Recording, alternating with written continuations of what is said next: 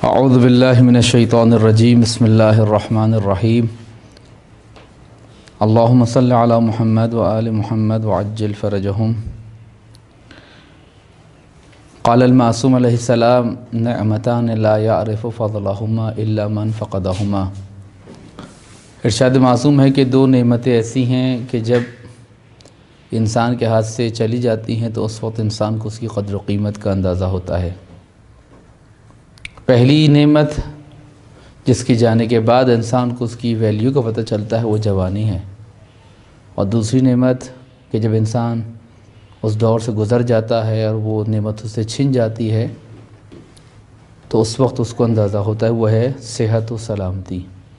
اور ان دونوں نعمتوں کو رسول اللہ نے حضرت ابوذر کے نام، جو آپ کی ایک نصیحت ہے کہ ابوذر 5 چیزوں سے پہلے غنیمت جانو، قدر و قیمت ان کے حاصل کرو، ان میں سے ایک یہ ہے کہ اپنی جوانی کو اپنے بڑھاپے سے پہلے۔ اس بنا پر انسان کا دورہ جوانی در حقیقت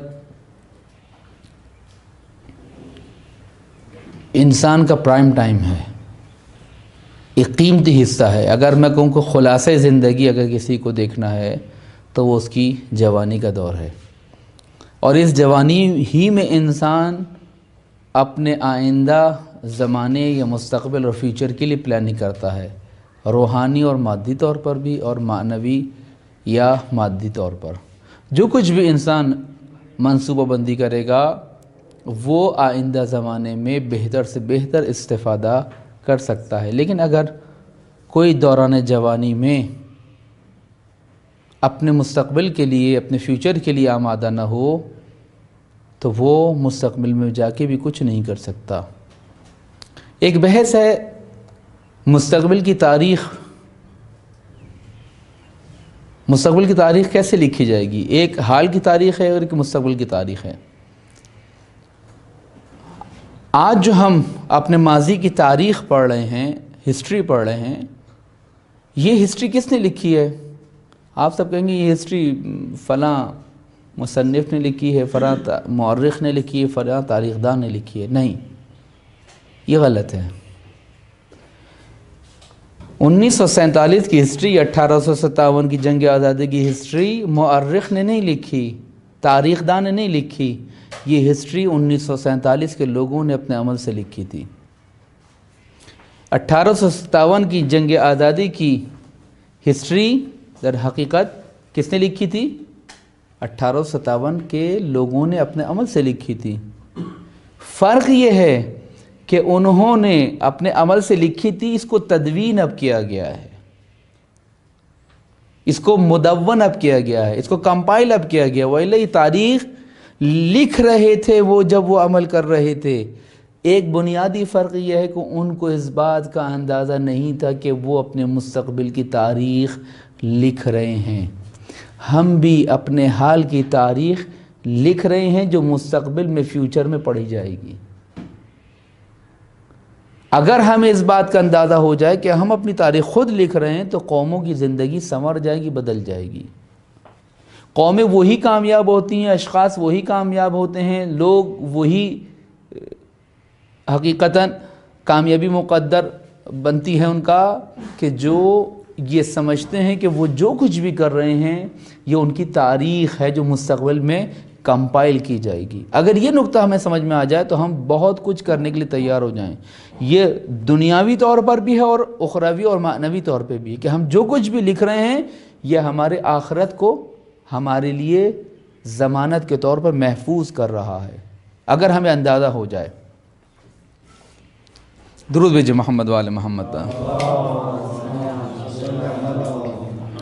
اس بنا پر اپنے مستقبل کو سنوارنے کے لیے آپ کو ابھی سے سٹرگل کرنی ہوگی، بلکہ یوں کہوں کہ آپ ابھی سے اپنے فیوچر کو بنا رہے ہیں۔ آپ کا ہر لمحہ جو آپ کے فیوچر کو بنا رہا ہے یہ دینی طور پر اور اخروی طور پر بھی ہے اور مادی طور پہ بھی ہے۔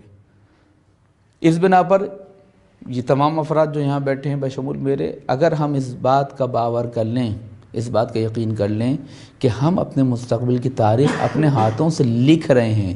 ہمارا عمل، ہمارا اجتماعی کردار، ہمارا سوشل بیہیویئر ہماری اس تاریخ کو لکھ رہا ہے. کمپائل بعد میں کی جائے گی، وہ الگ بحث ہے، لیکن یہ لکھنا جو ہے، اس کا باور اگر کسی کو ہو جائے، یقین اگر ہو جائے، تو قوموں کی زندگی تبدیل ہو جاتی ہے. دوران جوانی بھی انسانی زندگی کے ان دور سے تعلق رکھتا ہے کہ جس میں ایک جوان اپنے مستقبل کو اپنے عمل سے لکھ رہا ہوتا ہے. یہی وہ زمانہ ہے کہ جس کو امام خمینی فرماتے ہیں کہ اگر تم نے ابھی اپنی اصلاح نہیں کی تو بڑے ہو کر بھی تم اپنی اصلاح نہیں کر سکتے. شاعر نے بڑا ایک خوبصورت شعر کہا ہے کہ ابھی جو لگایا گیا ہے درخت وہ ایک آدمی سے اکھڑ جائے گا، مگر کچھ زمانہ گزر جو گیا بہت سوں سے مل کر نہ ہل پائے گا. ابھی برائی کا ننھا سا پودا ہے، وہ ایک توبہ سے، ایک آہ سے، ایک آنسو سے، ایک گریے سے، ایک پشیمانی سے، ایک ندامت سے اکھڑ سکتا ہے جو شیطان نے بیج بویا ہے. لیکن اگر گناہ کرتے رہے اور اس کو پانی دیتے رہے، اس کی جڑیں زمین میں پھیلتی رہیں گی، پھر یہ تناور درخت بن جائے گا اور پھر اس کو ہلانا، جلانا، کاٹنا بہت مشکل ہوگا. اس بنا پر امام خمینی کہتے ہیں کہ اصلاح کرنی ہے تو دوران جوانی سے کرو، کہ جب تمہارے پاس طاقت ہے، تمہارا دل نورانی ہے، تمہاری روح پاک ہے، صلاحیت ہے، ولولہ ہے، جوش ہے، خدا سے محبت کرنے کی تڑپ اور آرزو و لگن ہے. لیکن اگر یہ زمانہ گزر گیا اور پھر گناہ پہ گناہ تہ بتہ جمتے رہیں گے، اور پھر کیا ہوگا کہ انسان جو ہے اپنی اصلاح نہیں کر سکے گا. ایک آئینے کو تصور کیجئے، اس کو ایک ریگستان میں رکھ دیجئے، مٹی کی تہیں اس پہ جمتی رہیں، لیکن اس کو صاف نہ کیا جائے تو مٹی کی تہ جمتی رہیں گی یہاں تک کہ اس کا صاف کرنا کیا ہوگا؟ مشکل ہو جائے گا. یہاں تک کہ اگر آپ اس کو صاف بھی کریں گے تو اس کی جو شفافیت تھی، جو اس کی چمک تھی، جو اس کی خصوصیت تھی کہ وہ منعکس کرتا تھا، وہ صلاحیت کھو دے گا. انسان کے ساتھ بھی بعینی یہی ہوتا ہے. اس بنا پر یہ دوران جوانی بہت حساس دور ہے، پرائم ٹائم جس کو میں نے کہا، اور اس کو روایات میں کہا گیا ہے کہ یہ انسان کی زندگی کی بہار کا زمانہ ہے. بہار جب آتی ہے تو ہر قسم کی خوبصورتی، رعنائی، رنگینی، سبزہ، ہریالی، یہ سب اپنے عروج پہ ہوتی ہے. جو کچھ بھی اللہ کے پاس خوبصورتی تھی، طاقت تھی، توانائی تھی، وہ سب اللہ نے ایک جوان میں رکھی ہے. یہ اس کا کام ہے کہ وہ اس کو کس طرح استعمال کرتا ہے. ایک بات یہ ہوگی. دوسری بات یہ ہو گئی کہ اپنے فیوچر کے ساتھ ساتھ جو چیز انسان کو اس دوران جوانی میں توجہ کرنی چاہیے وہ یہ ہے کہ اس کی فکری اور انسانی شخصیت در حقیقت بن رہی ہے. یعنی اسی دوران میں، اسی ٹائم پیریڈ میں انسان اپنی شخصیت کو بناتا ہے. علمی لحاظ سے ہو، اخلاقی لحاظ سے ہو، سیاسی لحاظ سے ہو، بزنس کے لحاظ سے ہو، کسی بھی جہت سے آپ جو اسٹرگل کر رہے ہیں وہ آپ کی شخصیت بن رہی ہے. اس کا مطلب یہ کہ بہت ہی حساس زمانہ ہے کہ جس میں آپ نے بہت سوچ سمجھ کے قدم اٹھانا ہے. اس دوران جوانی میں کل بھی آئیسو کے دوستوں کے ساتھ ایک نشست تھی پنڈی میں، وہاں پر بھی میں نے کچھ صفات کو تذکرہ کیا تھا. چونکہ وہ ریکارڈ ہو چکی ہے، وہ بعد میں انٹرنیٹ پہ آ جائے گی، میں اس کو دہرانا نہیں چاہتا. کچھ کامن چیزیں تھیں وہ میں یہاں ذکر کر رہا ہوں، اور جو وہاں ذکر نہیں کی تھی وہ یہاں پر ذکر کر رہا ہوں. ایک اور صفت جو اس دوران جوانی میں ہوتی ہے وہ درخشندگی ہے. وہ آپ کی صفات کا جلوگر ہونا ہے. یہی آپ دیکھتے ہیں کہ اکثر نوجوانوں میں جو ہے وہ بیٹھے بیٹھے جو ہے نا وہ شرط لگ جاتی ہے. اب وہ شرط لگنا ایک الگ مسئلہ ہے، میں اس کے صحیح یا غلط ہونے پر بحث نہیں کر رہا ہوں. شرط لگ جاتی ہے، جناب تم 5 کولڈ ڈرنک کی بوتلیں پی کے دکھاؤ، 2 کلو گلاب جامن کھا کے دکھاؤ، 20 انڈے کھا کے دکھاؤ، مثال کے طور پہ ہوتا ہے، لگ جاتی ہے. وہ ایک اسپرٹ، ایک ولولہ، ایک لگن ہوتی ہے، جناب کرنا ہے. یہ ایک چیز میں نے بتائی ہے، یہ جو اسپرٹ اللہ تعالیٰ نے رکھی ہے، جو امنگ رکھی ہے اللہ تعالیٰ نے، یہ اللہ تعالیٰ نے ایک بہت بڑے ہدف کو حاصل کرنے کے لیے اگر اسپرٹ کو، ولولے کو، لگن کو لے لیا جائے تو جوان میں کچھ نہیں بچے گا، کچھ نہیں بچے گا جوان میں. بالکل ناکارہ ہو جائے گا۔ اگر امید، اگر آرزو، اگر تڑپ، اگر امنگیں ایک نوجوان سے نکال لی جائیں تو وہ بالکل ہی نکما، کہ جو اب اکثر آپ کو سوشل میڈیا پہ تصویریں نظر آتی ہیں نا، نوجوان سر جھکائے بیٹھا ہوا ہے، عشق میں ناکام ہو گیا، ٹھیک ہے، اور جو ہے میں اکیلا ہو گیا ہوں، مجھے دوست کی ضرورت ہے، مجھے نکالو، مجھے اکیلا رہنے دو، میں تنہائیوں کا مسافر ہوں، اور یہ ہوں اور وہ ہوں، اس قسم کی چیزیں، ٹھیک ہے نا، مجھے زندگی سے پیار نہیں رہا، مجھے مر جانے دو، اور جو ہے تصویر لگی ہوتی ہیں کہ اپنی کلائی کو کاٹ دیا، خون بہہ رہا ہے، دل نکال لیا یہاں سے، اس طرح کی چیزیں، خوب کچھ نہیں بچے گا پھر۔ درخشندگی ہے، یعنی اللہ تعالیٰ نے جلوہ گر ہونے کی صلاحیت دی ان صفات کو، ایک چیز۔ دوسری چیز یہ کہ ایکسپوز کرنے کی صلاحیت ہوتی ہے نوجوانوں میں، انہیں پہچانا جائے، انہیں جانا جائے، ان کی صلاحیتوں کا لوہا مانا جائے، ان کے وجود کو تسلیم کیا جائے، یہ بھی نوجوان میں صلاحیت ہوتی ہے۔ وہ چاہتا ہے مجھے دیکھا جائے، مجھے اہمیت دی جائے، مجھے امپورٹنس دی جائے۔ اب جو در حقیقت یوں کہوں کہ صحیح طریقے سے اپنی صلاحیتوں کا لوہا نہیں منواتا، وہ پھر غیر اخلاقی حرکتیں کر کے، اونچی نیچی حرکتیں کر کے، لفنگانہ حرکتیں کر کے، غیر مہذب طریقوں سے جو ہے نا دوسروں کی توجہ کو اپنے جانب مبذول کرانا چاہ رہا ہوتا ہے۔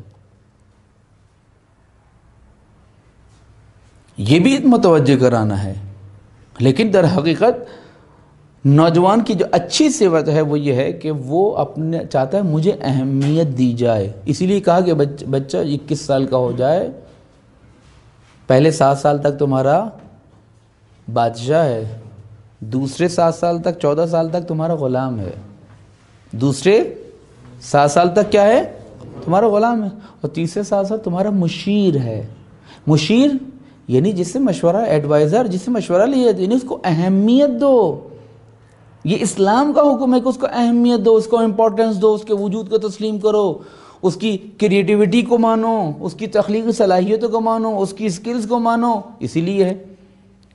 تو استعداد، انسان چاہتا ہے کہ اس کی استعداد، صلاحیت، سکلز کو مانا جائے، ایکسپوز کیا جائے، وہ ایکسپوز کرنا چاہتا ہے، دکھانا چاہتا ہے اپنا کو، میں ہوں، میرا وجود ہے، میری فکر ہے۔ یہی دیکھتے ہیں کہ اکثر یعنی وہ گھرانے کے جن میں 18، 20 سال، 22 سال کے بچے ہوتے ہیں، ان میں اکثر جو ہے وہ اس قسم کے تنازعات ہوتے ہیں، اس قسم کی نوک جھوکیں ہوتی ہیں کہ ایک بھائی کچھ کہہ رہا ہوتا ہے، دوسرا بھائی کچھ اور کہہ رہا ہوتا ہے، بالکل 90 ڈگری اپوزٹ، بعض اوقات 180 ڈگری، یا اس طریقے سے ہمیں مختلف چیزیں نظر آتی ہیں کہ وہ کہتا ہے مجھے ایکسپوز کیے، میں ایکسپوز کرنا چاہتا ہوں۔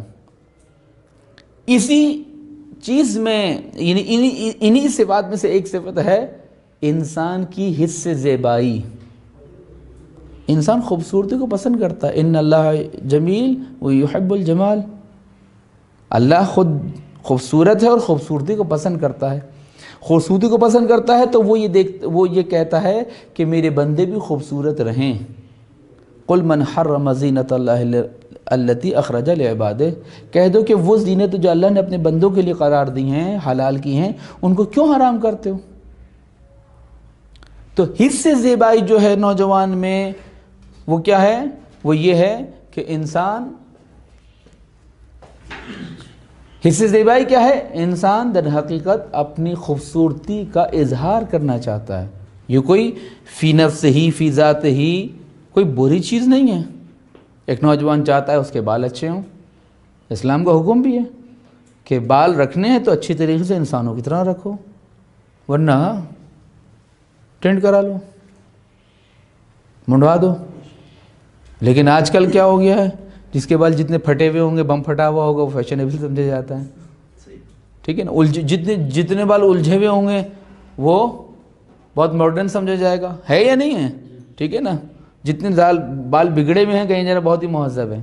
خیر، اسلام آرائش کو پسند کرتا ہے، فی نفس ہی آرائش کرنے میں، اچھا لباس پہننے میں کوئی اشکال نہیں ہے، کوئی اشکال شرعی موجود نہیں، کوئی قباحت نہیں ہے، اسلام کے تحت پہنو، لیکن اس سے اخلاقی فساد اور گمراہی کو جنم نہ دو۔ یہ نہ کرو کہ میں نکلوں اور مجھے مثال کے طور پر کوئی نامحرم دیکھے، یا نامحرم کوئی عورت نکلے کہ مجھے کوئی مرد دیکھے۔ اسلام نے تبرج کو منع کیا ہے، ولا تبرجن تبرج الجاہلیہ۔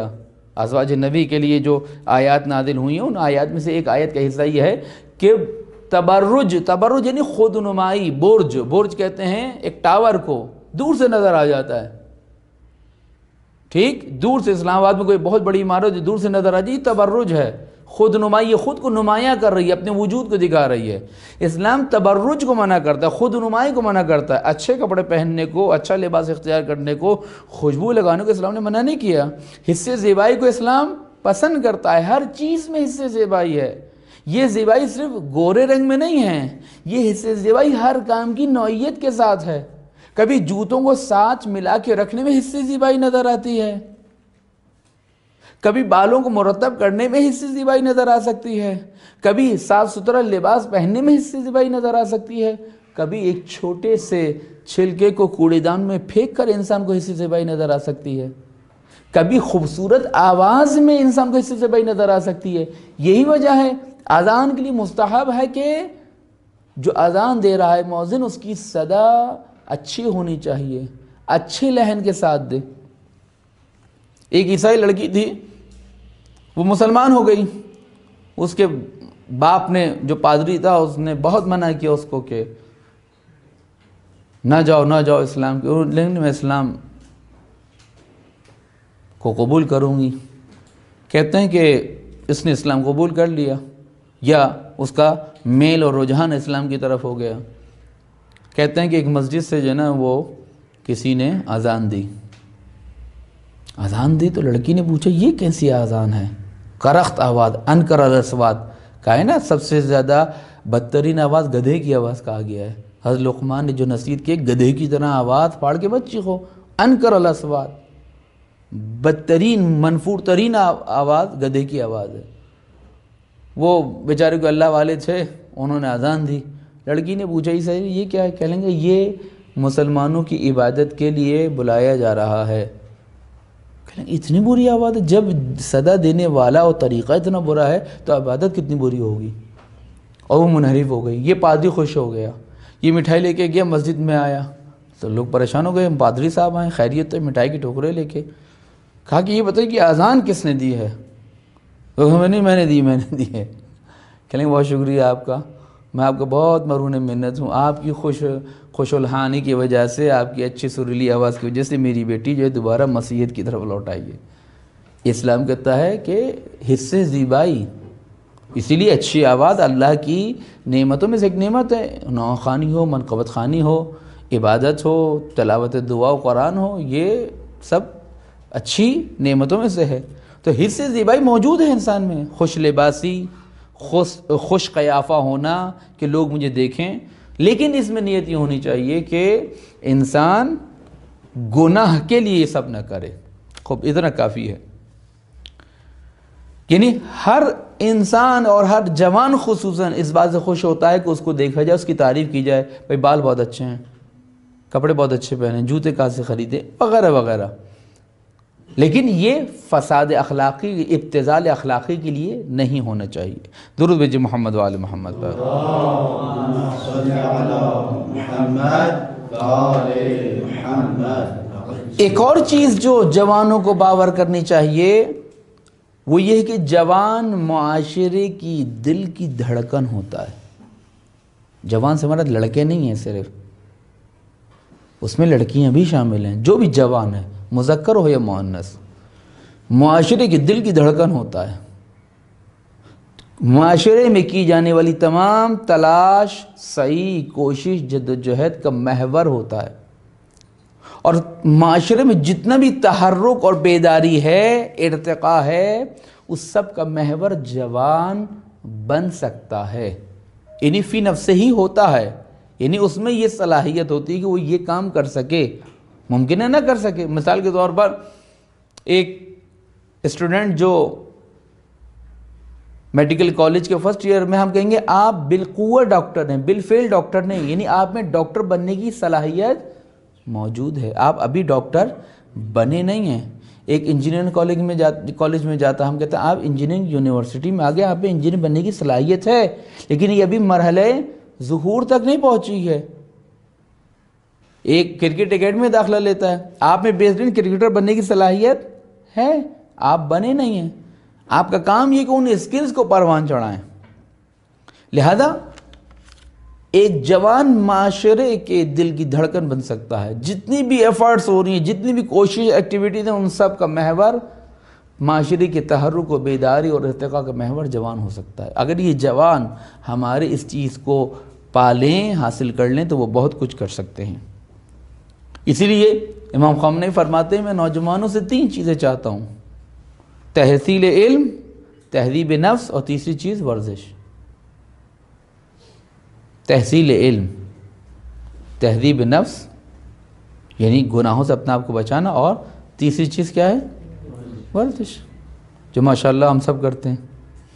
ٹھیک ہے، وہ ایک صاحب کو بڑے ورزش کا جوش چڑھا، تو جو ہے وہ دیکھا کہ جناب صبح جب ان کی والدہ آئیں تو دیکھا جو ہے کوئی بدرو ٹائپ کی چیز جو ہے وہ بلینکٹ کے نیچے سے حرکت کر رہی ہے، تو ڈر گئیں، والد کو بلایا۔ ان کے والد جب وہ بلینکٹ اٹھائے تو دیکھا صاحبزادے جو ہیں وہ لیٹے لیٹے جو ہے ورزش کر رہے تھے بلینکٹ کے نیچے۔ یہ بھی ایک ورزش ہوتی ہے۔ وہ ایک کل ہمارے دوست بتا رہے تھے کہ انسان کل جب ہم چھوٹے تھے تو سحری کھا کے جو ہے لیٹ جاتے تھے، اور کہتے تھے ہلنا نہیں، یہ اس کو بچا کے رکھنا ہے، یہ رات تک جو ہے کام آئے گا، شاہ جی ہلنا نہیں ہے۔ اور یہ بھی ایک قسم کی ورزش ہوتی ہے کہ جناب ہلنا نہیں ہے۔ ورزش، چاق و چوبند رہنا، ہوشیار رہنا، حشاش بشاش رہنا۔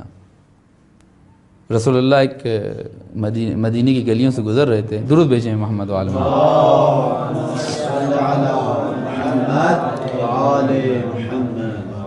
تو دیکھیں ایک نوجوان بیٹھا ہے فارغ سا، کوئی کام کاج نہیں ہے، تو اپنی زبان میں میں بیان کر رہا ہوں اس واقعے کو۔ برخوردار کیا مسئلہ ہے، کیوں بیٹھے ہو؟ شادی کی ہے؟ نہیں یا رسول اللہ شادی نہیں کی۔ شادی کہاں؟ کوئی کام کاج ہے؟ کوئی جاب نہیں، جاب لیس ہوں، بیکار بالکل۔ تو رسول اللہ نے ایک جملہ فرمایا، بڑا پیارا جملہ ہے، ان اللہ لا يحب الشاب الفارغ۔ اللہ تعالیٰ بیکار نوجوان کو پسند نہیں کرتا۔ یہ کہ اس کو ہمت دلائی، حوصلہ دیا، جہد دی، کام کرو، محنت کرو۔ یہی وجہ ہے ایک صحابی رسول اللہ کے پاس آیا، بدو تھا،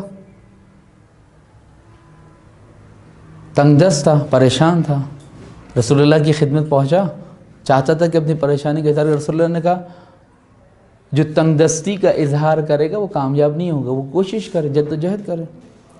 اس کو شرم محسوس ہی، چلا گیا۔ اگلے دن پھر آیا، پھر رسول اللہ یہی حدیث بیان کر رہے تھے، اس قسم کی کوئی بات کرتے، پھر چلا گیا۔ بالآخر تیسرے چوتھے دن اس نے وہیں سے مصمم ارادہ کیا اور جا کے جو ہے کچھ پیسہ قرض لیا، وہاں سے کلہاڑی لی، کلہاڑی لے کے اس نے جنگل سے لکڑی کاٹی، ان کو بیچا، اور یہ کہہ کہ اپنا کام شروع کیا، اور پھر کرتے کرتے وہ ایک صاحب حیثیت شخص بن گیا۔ اس بنا پر یعنی تحصیل علم، تہذیب نفس اور ورزش۔ دوسری ایک 3 صفات اور میں بیان کروں گا جو میں نے کل بھی بیان کی تھی، لیکن وہ جو ہے مکمل طور پر بیان نہیں کر سکا تھا۔ 3 اور خصوصیت جوان میں ہوتی ہیں۔ ایک تھی کہ احساس ذمہ داری ہونی چاہیے اس میں، اور ہوتی ہے، فیل کرتا ہے، محسوس کرتا ہے وہ۔ دوسرا یہ کہ ایمان کے سائے میں حرکت، یہ ایمان دنیاوی معنی میں بھی اور دینی معنی میں بھی۔ دنیاوی معنی میں وہی ایمان اللہ پر، رسول پر، غیب پر، کتابوں پر، ائمہ پہ ایمان لانا، اور دنیاوی معنی میں ایمان یعنی اپنی صلاحیتوں کا یقین اور اعتماد کرنا، ان پہ اعتماد کرنا، ان کا یقین کرنا، ایمان۔ پس ایک بہترین نوجوان وہ جو احساس ذمہ داری کرتا ہے کہ مجھے یہ کرنا، کوئی کرے یا نہ کرے مجھے یہ کام کرنا ہے۔ بعض اوقات ایسا مسئول، ایسا ذمہ دار شخص بعض اوقات دوسروں کے کاموں کو بھی پورا کر رہا ہوتا ہے اپنے کاموں کو انجام دینے کے بعد۔ حرکت کے سائے میں ایمان، ایمان کے سائے میں حرکت کرنا، اور تیسری صفت ہے بصیرت اور آگاہی، شعور۔ انشاءاللہ جب بات آگے بڑھے گی تو میں اس کو بیان کروں گا. درود بھیجے محمد و آل محمد پر.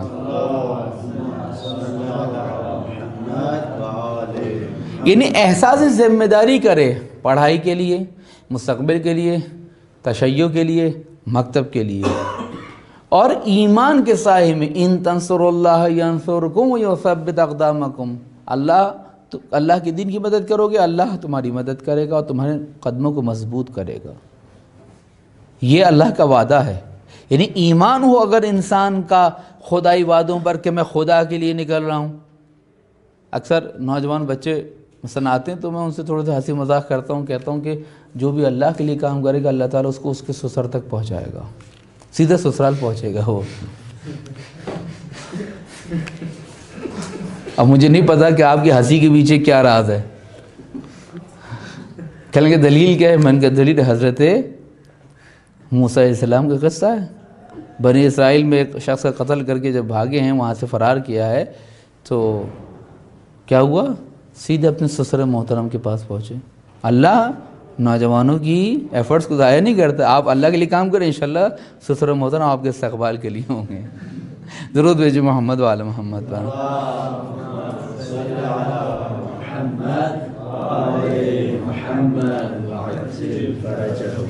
اس بنا پر ذمہ داری، ایمان، یعنی اپنی صلاحیتوں کا یقین ہونا چاہیے کہ آپ کیا ہیں.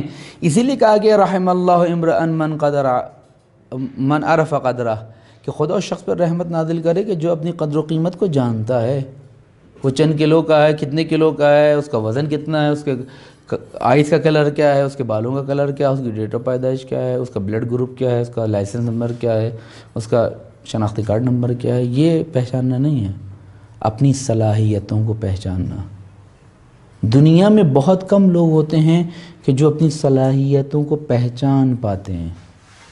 پھر ان میں سے بھی جو پہچان لیتے ہیں، بہت کم لوگ جو اپنی صلاحیتوں کو پہچانتے کہ وہ کیا ان میں موجود ہے. پھر ان میں سے بھی کچھ افراد ہوتے ہیں کہ جو ان کو پروان چڑھاتے ہیں، وہ ان کو پروان چڑھاتے ہیں. یعنی اور پھر ان پروان چڑھانے والوں میں سے بھی کچھ افراد ایسے ہوتے ہیں جو اپنی صلاحیتوں کو استعمال کرتے ہیں، اور ان استعمال کرنے والوں میں سے بھی کچھ افراد ایسے ہوتے ہیں کہ جو صحیح جہت میں انہیں استعمال کرتے ہیں. اکثریت کو تو علم ہی نہیں ہوتا کہ وہ کیا ہیں، کیوں ہیں، کس لیے ہیں. اگر علم ہو بھی جائے پروان نہیں چڑھا پاتے. پروان چڑھا بھی لیتے ہیں، استعمال نہیں کر پاتے. استعمال کرتے بھی ہیں تو صحیح سمت میں استعمال نہیں کرتے. جب تک کہ جہت کا نہ پتہ ہو، انسان جتنی بھی ایفرٹ کرے گا وہ بیکار، لا حاصل، بے نتیجہ ہوں گی. اس بنا پر یہ احساس ذمہ داری، یہ ایمان کے سائے میں اپنی کاموں کو انجام دینا، اپنے سفر کو جاری رکھنا. اور تیسری چیز بصیرت و آگاہی، جس کو میں بعد میں ذکر کروں گا. ایک اور چیز جو نوجوانوں کے لیے جس کی توجہ بہت ضروری ہے، وہ یہ ہے کہ نوجوانوں میں ایک بیماری ہے جس کا نام ہے لا تعلقی، لا ابالی پن. مجھے کیا، مجھ سے کیا لینا دینا، میں نے کوئی ٹھیکہ تھوڑی لے رکھا ہے. باغ میں ایک پھول لگا دینے سے باہر تھوڑی آ جاتی ہے. اس قسم کی جو باتیں ہوتی ہیں نوجوانوں میں اگر کہہ بھی دوں گا تو کچھ نہیں ہونے والا ہے. سیاہ رات میں ایک موم بتی جلانے سے اجالا نہیں ہوتا. اسی قسم کی دسیوں باتیں. لا ابالی پن، لا تعلقی، یہ بدترین صفت ہے نوجوانوں میں، زہر قاتل کی طرح، جو ان کی صلاحیتوں کو ناکارہ بنا دیتی ہے. ان کا اعتماد اڑ جاتا ہے اپنی صلاحیتوں سے، ان کا ایمان اڑ جاتا ہے، ان کا یقین ختم ہو جاتا ہے. جب انسان یہ کہتا ہے جناب مجھے کیا اور مجھ سے کوئی تعلق نہیں ہے، وہ ہے، میں ہوں، مجھے اپنی قبر میں جانا ہے، اس کو اپنی قبر میں جانا ہے، یہ بدترین صفت ہے نوجوانوں کی. لہذا اپنے آپ کو، اپنی دنیا کو، اپنی اسکلز کو، اپنی صلاحیتوں کو لا تعلق مت ہونے دیں. ہر جگہ بھی نہیں، ہر جگہ تعلق بنانا نہیں، صحیح جگہ اپنے تعلق کو قائم کرنا، یہ ضروری ہے کہ وہ صحیح جگہ کیا ہے۔ یہ آپ کو کون بتائے گا؟ یہ وحی بتائے گی، یہ قرآن بتائے گا، یہ رسول بتائے گا، یہ اہل بیت بتائیں گے۔ ایک اور چیز کہ جو اکثر نوجوانوں میں دیکھنے میں آئی ہے وہ یہ ہے کہ ماضی کی مایوسی کا خوف ان پہ اتنا زیادہ چھا جاتا ہے کہ مستقبل کی جانب قدم بڑھانے کی توفیق سلب ہو جاتی ہے۔ ماضی کی شکست سے پیدا ہونے والی نا امیدی مستقبل کی جانب ان کی رفتار کو دھیما کرنے کا سبب بنتی ہے۔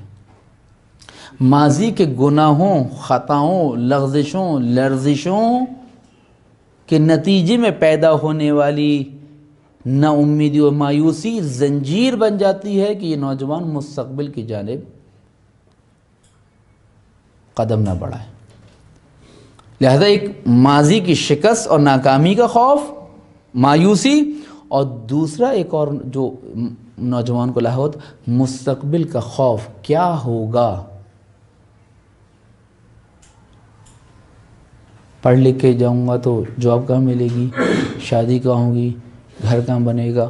یہ جو خوف ہے نا، فکر کرنا اچھی چیز ہے، کوئی مسئلہ نہیں ہے، فکر کریں، پلاننگ کریں، منصوبہ بندی کریں، کام کریں۔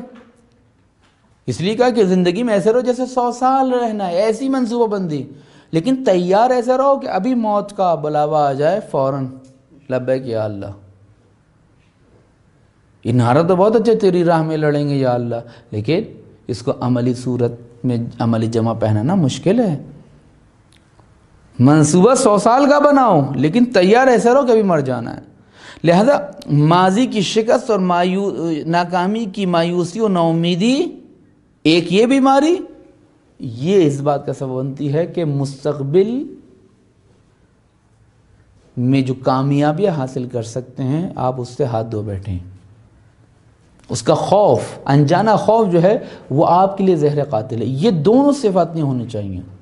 انسان ماضی سے عبرت لے، گناہوں سے توبہ کرے، خطاؤں کا ازالہ کرے، شکست کے اسباب کو سمجھے کہ کہاں غلطی کی، کیسے غلطی کی، کب غلطی کی، وجہ کیا تھی، علت کیا تھی، کاز کیا تھا اس شکست کا، اور پھر اس کو آئندہ زمانے میں تکرار نہ کرنے کا عزم کرے۔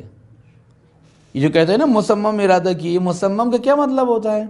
مصمم کا مطلب یہ ہوتا ہے کہ اسم کہتے ہیں بہرے کو، یعنی آپ اتنا مضبوط ارادہ کریں کہ جب شیطان آپ کو بہکانے آئے تو آپ کہیں کہ جناب میں سن نہیں سکتا۔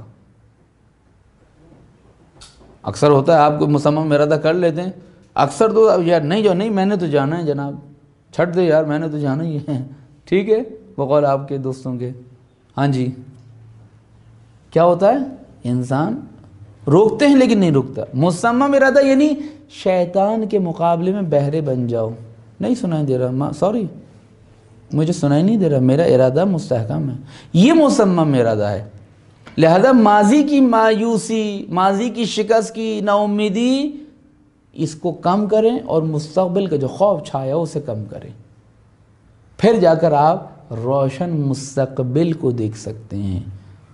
جس طرح ہم دھند میں، گرد و خاک میں 2 میٹر سے زیادہ نہیں دیکھ سکتے، اسی طرح ماضی کی مایوسی اور شکست کی دھند اور مستقبل یا کہوں دھندلے مستقبل کا خوف شاہراہ زندگی پر آپ کو بہت زیادہ چلنے نہیں دے گا۔ اس کے لیے ضروری ہے کہ اپنے افق کو روشن کریں۔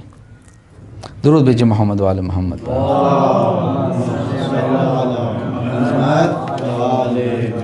ایک اور صفت جو جوان میں ضروری ہے اور ہونی چاہیے وہ ہے سیاسی فہم و شعور۔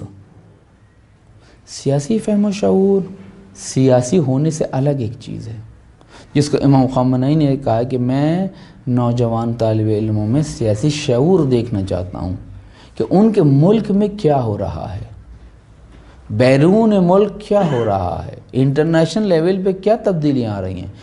یہ تجزیہ کرنے کی صلاحیت، یہ انالائز کرنے کی صلاحیت جوان میں ہونی چاہیے۔ تجزیہ کسے کہتے ہیں؟ جز جز کرنا، الگ الگ کرنا. ایک سانحہ ہے، ایک واقعہ ہوا ہے، ایک حادثہ رونما ہوا ہے بین الاقوامی سطح پر یا نیشنل آپ کے پاکستان کی سیاست میں، آپ تجزیہ کریں، جز جز کریں کہ یہ کہاں سے، یہ کہاں سے، یہ کہاں سے، یہ کہاں سے. اس بنا پر یہ اینالائز کرنے کی صلاحیت آپ میں آنی چاہیے. رہبر کہتے ہیں یہ فہم و شعور آپ میں آنا چاہیے تاکہ آپ دھوکہ نہ کھائیں.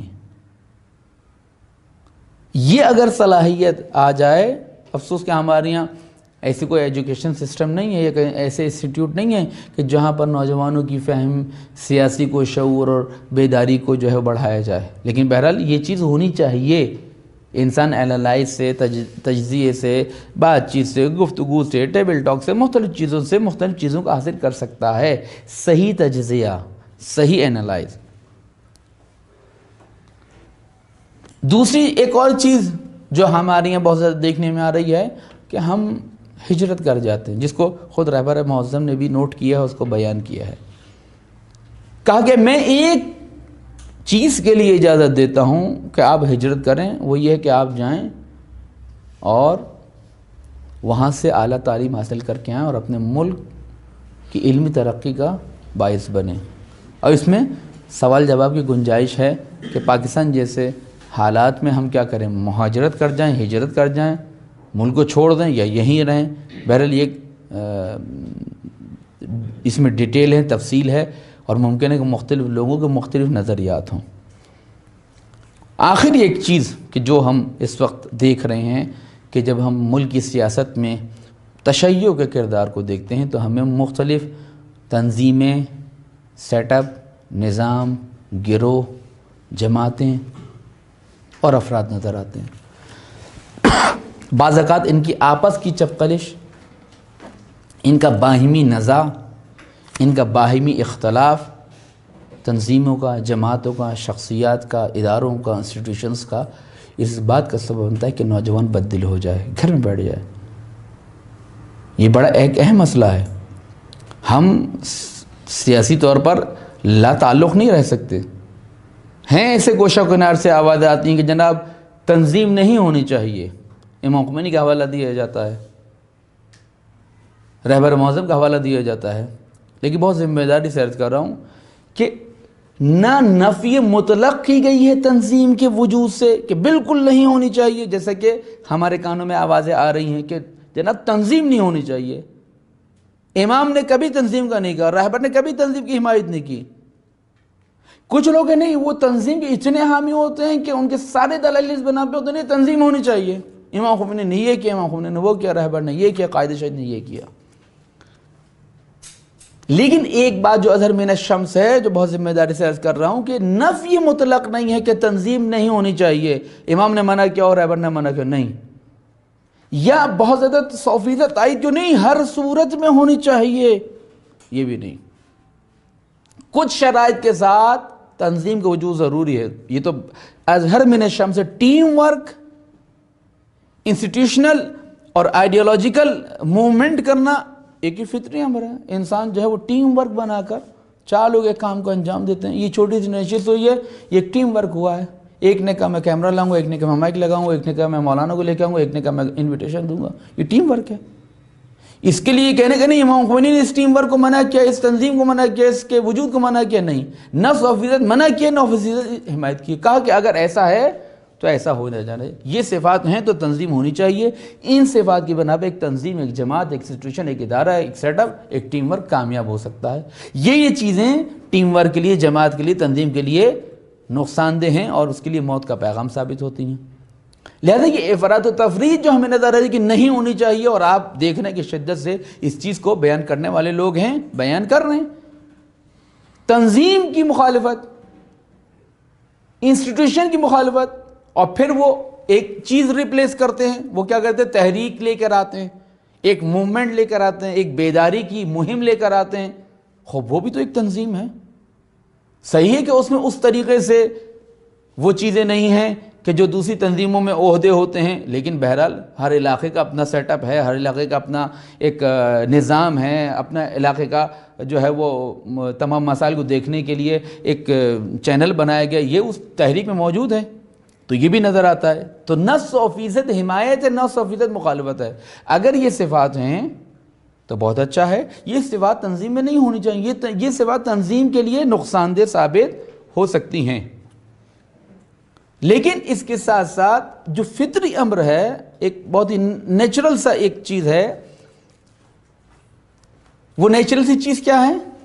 وہ نیچرل سی چیز یہ ہے کہ انسان ٹیم ورک کو پسند کرتا ہے۔ ٹیم ورک کی صورت میں انسان زیادہ سے زیادہ نتیجہ حاصل کر سکتا ہے۔ ایک تنظیم سے، ایک فیڈریشن سے، ایک آرگنائزیشن سے، ایک جماعت سے جو ایک علاقے میں پھیلی ہوئی ہو، کم وقت میں زیادہ سے زیادہ اچیومنٹ آپ کو حاصل ہو سکتی ہیں۔ بہت بڑے رقبے میں آپ ایک کم عرصے میں بہت بڑا کام کر سکتے ہیں۔ اگر آپ یہاں سے چلنا شروع کریں گے جناب کو کہ میں تنہا لوگوں کو دعوت دوں گا، یہ کون سا سیکٹر ہے؟ G9 کہ تمام گھروں میں بنفس نفی جا کے دعوت دوں گا، کتنا وقت لگے گا آپ کو؟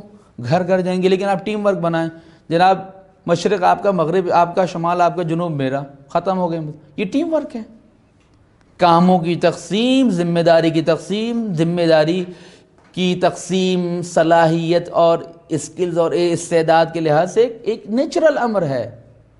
لہذا چونکہ انسان سوشل اینیمل ہے، مل جل کے زندگی بسر کرتا ہے، لہذا یہ تنظیم سازی، یہ وجود، یہ ٹیم ورک اس کی زندگی میں، اس کی نیچر میں موجود ہے۔ اب اس دوران ہم کیا کریں؟ یہ جو رہبر نے گفتگو کی ہے، بظاہر یہ آرگنائزیشن سے متعلق گفتگو ہے، یعنی ایک نظام، ایک ٹیم ورک کے لیے گفتگو کی گئی ہے۔ یہ کتاب میرے پاس موجود ہے، میں اس کو آپ کا حوالہ بھی دوں گا، جہاں جا رہا ہوں اس کا حوالہ دے رہا ہوں۔ نقطۂ ناب، نقطۂ ناب یعنی بنیادی نکات، نقطۂ ناب یعنی اصلی نکات، یعنی جاندار نقطے۔ اس کا ترجمہ یہ، اس کے آخر میں خود رہبر معظم کا ایک جملہ ہے بہت پیارا، جو ہم سب کی سوہی فکروں کو جگانے کے لیے کافی ہے۔ فرماتے ہیں در سخنرانی ہائی ماں، حرف ہائی خوبی در گوشوں کے نارس، منتہا غالباً دقت نہ مشود و ہمین طور گم مشود۔ فرماتے ہیں کہ ہماری سخنرانی میں، ہماری گفتگو میں، ہمارے بیانات کے گوشہ و کنار میں اچھی باتیں، اچھے نکات آپ کو مل سکتے ہیں، موجود ہیں۔ فرق یہ ہے کہ نعرے میں رہبر کے فرمان پہ جان بھی قربان ہے، نظام فلاقت زندہ باد، دشمن ولایت مرد آباد، اسی ہا ہوئی ہاڑا ہوڑی میں، افرتفری میں وہ اچھے نکات گم ہو جاتے ہیں، ضائع ہو جاتے ہیں۔ یہ رہبر کے گلہ ہے ہم سے۔ آج جو کچھ بھی ہم حالات دیکھ رہے ہیں پاکستان میں تشیع کے اعتبار سے، یہ تمام جماعتوں کے لیے ایک تذکر ہے کہ واقعاً ولی فقی کے ماننے والے اور اس طرح آپس میں باہم دست و گریباں المیاں، یہ ایک رہبر کے، ایک ولی فقی کے ماننے والے، اختلاف روش کا، اختلاف میتھڈ کا، اختلاف طریقہ کار کا ایک فطری چیز ہے، ہونا چاہیے۔ اسی کتاب میں رہبر نے کہا کہ میں یہ نہیں کہتا جتنی بھی آرگنائزیشنز ہیں طالب علموں کی یا اس سے بڑی سطح پر جتنے بھی سیٹ اپس کام کر رہے ہیں، جتنے بھی ٹیم ورک ہیں، گروہ ہیں، سب ایک ہو جائیں، سب ایک پرچم تلے آ جائیں، سب کا ایک لوگو ہونا چاہیے۔ کہا کہ نہیں، شدن نہ شدن، ہوا نہیں ہوا۔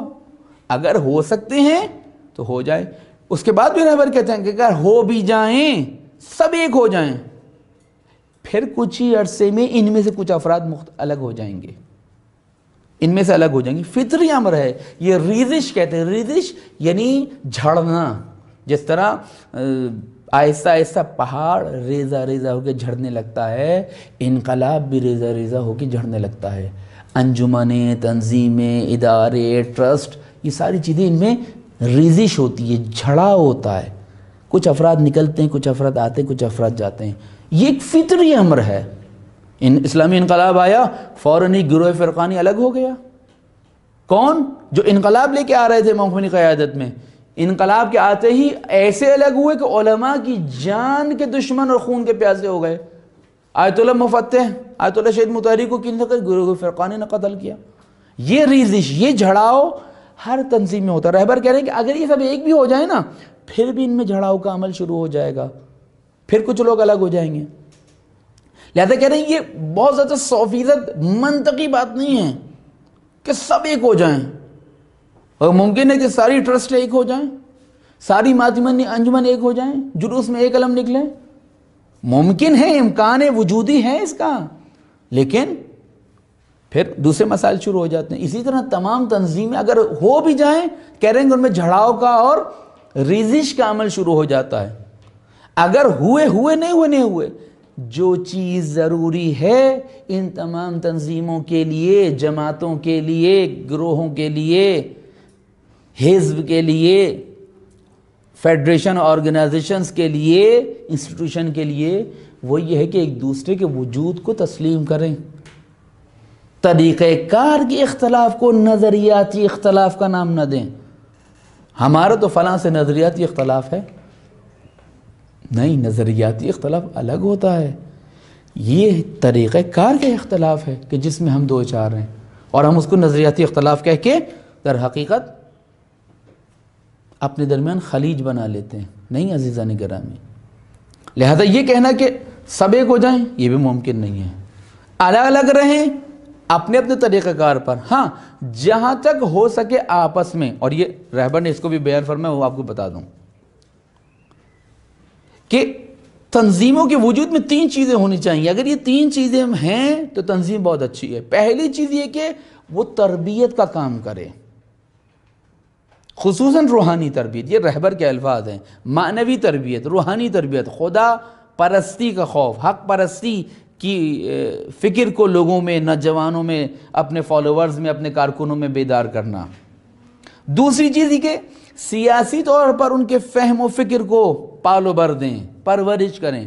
اور تیسری یہ دی کہ آپس میں متحد اگر نہیں ہو سکتے تو آپس میں مختلف بھی مت ہوں، اختلاف بھی نہ رکھیں۔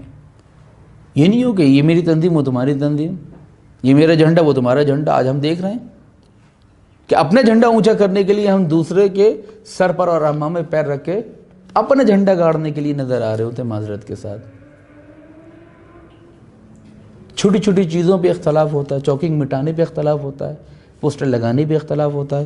پہلے اختلاف ہوتا تھا گھوڑا آگے بڑھانے پہ جھگڑا، پانی پلانے پہ جھگڑا، اب ہوتا ہے پوسٹر لگانے پہ جھگڑا، چوکنگ مٹانے پہ جھگڑا، نعرہ لگانے پہ جھگڑا۔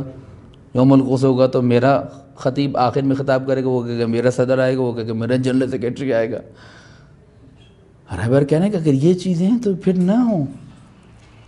3 چیزیں ہیں، روحانی تربیت، سیاسی تربیت اور تنظیموں کا باہمی دوستانہ رابطہ، یہ ضروری ہے۔ اگر یہ چیز نہیں ہے تو پھر یہ تنظیم افادیت سے زیادہ، فائدے سے زیادہ نقصان دہ۔ لہذا اس جانب بھی توجہ رہے۔ آپ اپنی سیاسی تربیت کریں، سیاسی شعور پیدا کریں، پھر آپ جس کو بہتر سمجھتے ہیں اس کے ساتھ شامل ہو۔ اکثر دیکھنے میں یہ آتا ہے کہ کچھ علماء جو ہیں وہ شاکی نظر آتے ہیں، شکایت کنندہ نظر آتے ہیں، گلے شکوے کرتے ہیں کہ جناب ہم سے الگ ہو گئے، اب دور جا کر اتحاد کی باتوں کا کیا مقصد ہے؟ خوب یہ ایک ریزش کا عمل ہے، جھڑاؤ کا عمل ہے کہ جب تحرک نہیں ہوتا، بیداری نہیں ہوتی، فرسٹریشن ہوتی ہے، تذبذب ہوتا ہے، اضطراب ہوتا ہے، کشمکش ہوتی ہے، قتل و غارت ہوتی ہے، اور پھر اجتماعی سطح پر، تشیع کی سطح پر قائد شہید کے دور کے بعد کوئی ہلچل نظر نہ آئے، کوئی تحرک و بیداری نظر نہ آئے، کوئی موومنٹ نظر نہ آئے، تو پھر ایک فطری عمل کہ کچھ لوگ کھڑے ہوتے ہیں اور وہ کام کرنا چاہتے ہیں۔ لہذا اس کو یہ کہہ کر نظر انداز کر دینا کہ جناب آپ ہم سے الگ ہو گئے اور پھر ہم سے اتحاد کی باتیں کر رہے ہیں، تو آپ پہلے ہمارے پاس آئیے، ہمارے ساتھ بیٹھیے یا ہم میں ملیے، پھر یا وہ میرے اسٹوڈنٹ ہیں، وہ میرے شاگرد ہیں، میں استاد کا درجہ رکھتا ہوں، میرے درجہ، یہ باتیں بہت چھوٹی ہیں۔ کم سے کم ایک عالم سے کہ جو اپنے آپ کو نمائندہ ولی فقیہ کہتا ہے، جس کے نام کے ساتھ قائد ملت جعفریہ کا لقب لگایا جاتا ہے، بہت احترام سے نام لے رہا ہوں میں، جن کو آیت اللہ کے لقب سے ملقب کیا گیا ہے، یہ اس کی شایان شان باتیں نہیں ہیں کہ اگر واقعاً وہ قائد ملت جعفریہ ہیں، اگر وہ نمائندہ ولی فقیہ ہیں کہ ہیں، 100% ہیں، ان کو یہ باتیں زیب نہیں دیتی کہ وہ یہ کہیں کہ جناب وہ میرے شاگرد ہیں، وہ مجھ سے الگ ہو گئے۔ خوب یہ ایک فطری امر ہے کہ جب کام نہیں ہوتا، جب تحرک نہیں ہوتا، جب بیداری نہیں ہوتی، تو پھر اس طرح جو ہے وہ سامنے آتا ہے۔ لیکن اس کا مطلب یہ نہیں ہے کہ ہم قومی پالیسی پر متفق نہ ہوں، مشترک نکات پر متفق نہ ہوں۔ قل تعالوا الی کلمۃ سواء بیننا بینکم، خدا کہہ رہا ہے کہ اہل کتاب کو بلاؤ، کامن پوائنٹس پہ جمع ہو۔ میں نے بارہا کہا ہے، اگست میں مجلس وحدت میں تھا، اگست میں نے استعفیٰ دیا، اس کے بعد سے میں نے قومیات کے مسئلے پر علماء کی توجہ کو مبذول کرانا شروع کیا۔ مجھے فخر ہے اس بات پر کہ سب سے پہلے قومی مفاہمت کے لیے، مشترکہ قومی پلان کے لیے میں نے آواز بلند کی، میں نے علماء کو متوجہ کیا۔ الحمدللہ آج اس جانب قدم بڑھایا جا رہا ہے، لہذا اس کو اس قدم کو اور اس آواز کو یہ کہہ کے کہ جناب ہم مثال کے طور پر یہ ہمارے شاگرد ہیں، یہ ہم سے جدا ہوئے ہیں، خوب اگر کام کیا جاتا، اگر تحرک و بیداری ہوتی تو پھر یہ صورتحال نہ ہوتی۔ بہت معذرت کے ساتھ بحیثیت عالم دین، بحیثیت نمائندہ ولی فقیہ احترام ہے آغا صاحب کا، لیکن اس وقت قوم کی آواز ہے، اس ملت کو، اس تشیع کو، اس مکتب کو دو دھڑوں میں ٹوٹنے سے بچانے کے لیے علماء کا کام ہے کہ بیٹھیں۔ ہم حزب اللہ کے قائدین کے ساتھ بیٹھ کر تصویر بنوا سکتے ہیں کہ ہم حزب اللہ کے نمائندہ ہیں، ہم قائد شہید کے روحانی فرزند ہیں، بہت اچھا، جزاک اللہ، ماشاءاللہ، آپ مرد میدان ہیں، آپ نے کام کیا اور بہت سی مشکلوں کو کھولا، الجھاؤ کو سلجھاؤ میں تبدیل کیا، بند راہوں کو کھولا، گشائش پیدا کی۔ دوسری طرف نظر آتے ہیں کہ ہم قائد ملت جعفریہ ہیں، ہم آغا ساجد ہیں، ہم جو ہیں وہ مثال کے طور پر آغا عارف کے اور آغا مفتی جعفر کے وارث ہیں، بہت اچھی بات ہے۔ میں سمجھتا ہوں کہ اس وقت جب پاکستان میں اتحاد بین المسلمین کی فضا ہے، اس کے لیے آغا ساجد نقوی نے بہت کام کیا ہے۔ ان کی فہم و فراست تھی کہ انہوں نے دیوبند علماء کے ساتھ بیٹھ کے جو ہے وہ ایک گراؤنڈ تیار کیا کہ آج جو ہے بریلوی اور جو دیوبندی ہیں وہ ایک پیج پہ شیعوں کے ساتھ کھڑے ہیں، یہ ان کا کام ہے۔ اگر وہ دیوبندی علماء کے ساتھ بیٹھ سکتے ہیں تو کہ یا ایک جو ہے وہ مثال کے طور پر حزب اللہ کے حسن نصر اللہ کے ساتھ بیٹھ سکتا ہے تو کہ یہ آپس میں نہیں بیٹھ سکتے، کیا مشکل ہے ان کے لیے؟ کوئی مذائقہ ہے، کوئی قباحت ہے، کوئی مشکل ہے، کوئی شرعی مجبوری ہے ان دونوں میں؟ نہیں، بیٹھنا چاہیے مشترک قومی نکات کے لیے، بیٹھنا چاہیے تاکہ یہ تذبذب، یہ اضطراب، یہ الجھاؤ، یہ تنش جو اس وقت قوم میں، نوجوانوں میں، یہ دور ہونی چاہیے۔ صرفاً دوسرے کے وجود کی نفی کرنا کہ نہیں دوسرا کوئی ہے ہی نہیں، ہم ہیں جو کچھ بھی ہیں، یہ غلط ہے۔ احترام متقابل، دوسرے کے وجود کی نفی کرے۔ وہ جو نکات میں نے کل بیان کیے تھے وہ بیان کروں، اس کے بعد زحمت کو تمام کروں۔ درود بھیجئے محمد و آل محمد پر۔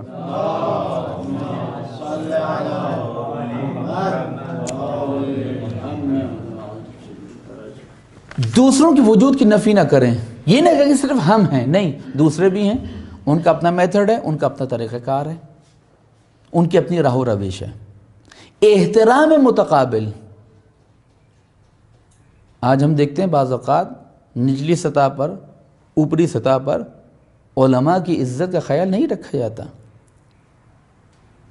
اپنے آپ کو حق ثابت کرنے کے لیے دوسروں کو، ہمارے لیے ضروری ہو گیا کہ دوسروں کو باطل قرار دیں، باطل ہونے کے لیے ثبوت پیش کریں۔ یہ انتہائی غلیظ عمل ہے، انتہائی غیر مہذب عمل ہے یہ۔ لہذا دوسروں کے وجود کی نفی نہ کریں، وہ تسلیم کریں، احترام متقابل، اور پھر کامن پوائنٹس پہ جمع ہونے کی کوشش کریں۔ یہ چھوٹے چھوٹے گلے شکوے کہ وہ شاگرد ہیں، ہم سینئر ہیں، ہم بزرگ ہیں، یہ باتیں ماوراء ہیں علماء کی شان سے، کہ وہ آئیں اور بیٹھیں اور نہیں. ٹھیک ہے، آپ کا اپنا دائرہ کار ہے، آپ کے اپنے فالوورز ہیں، آپ کے اپنے کارکن ہیں، آپ کا اپنا سیٹ اپ ہے، ان کا اپنا سیٹ اپ ہے، کوئی مسئلہ نہیں ہے. لیکن بہرحال اس جانب قدم اٹھنا چاہیے، اس جانب شروعات ہونی چاہیے، تاکہ یہ تذبذب، تاکہ یہ اضطراب جو اس وقت قوم میں ہے، نوجوانوں میں، یہ ختم ہو سکے. اس کے لیے سب سے بہترین ذمہ داری یہ ہے کہ اپنے اندر فہم و شعور، سیاسی فہم و شعور پیدا کریں، تاکہ آپ جس کو بہتر سمجھتے ہیں اس کے ہاتھ مضبوط کریں. میں نے آئی ایس او کے دوستوں کو بھی یہ کہا کہ آپ پابند نہ کریں کہ آپ فلاں کے ساتھ یا فلاں کے ساتھ یا فلاں کے ساتھ. آپ نے تنظیم کی نفی کرنی ہے، آپ تحریک کے ساتھ جائیں، نہیں، یا آپ جو ہیں وہ فلاں کے ساتھ جائیں، یا ایکس کے ساتھ یا وائی کے ساتھ یا زیڈ، کسی کے ساتھ بھی جائیں، نہیں.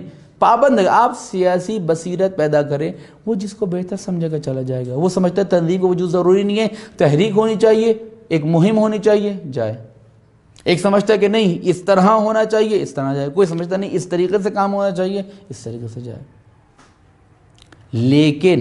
لیکن جتنے بھی ٹیم ورک ہیں، جتنی بھی جماعتیں ہیں، جتنی بھی تنظیمیں اور آرگنائزیشنز ہیں، ان سب کی ذمہ داری ہے اس فضا کو قائم رکھنے کے لیے مل جل کر، متحد ہو کر، ہم صدا ہو کر کام کریں. تب جا کر یہ اونٹ کسی کروٹ بیٹھ سکے گا. یہ کچھ باتیں تھیں، یہ درد دل تھے کہ جو آپ نوجوانوں سے کرنا چاہتا تھا. اللہ تعالیٰ سے دعا ہے کہ وہ آپ سب کو اپنی جوانی کی قدر کرنے اور ہم سب کو اپنی اپنی زندگی کی قدر کر کے اس کو رضا الہی کے لیے استعمال کرنے کی توفیق عطا فرمائے. السلام علیکم ورحمۃ اللہ وبرکاتہ.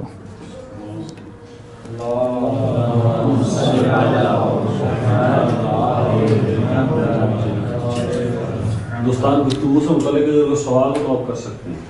صاحب آپ نے کچھ جہد کا سوال کیا، جہد کا ایک اٹھایا تھا کہ فکر درست ہو، لیکن ساتھ یہ کہ جب تک انسان کی جہد ٹھیک نہ ہو جوان کی، تو اس وقت تو اپنی صلاحیتوں کو نہیں.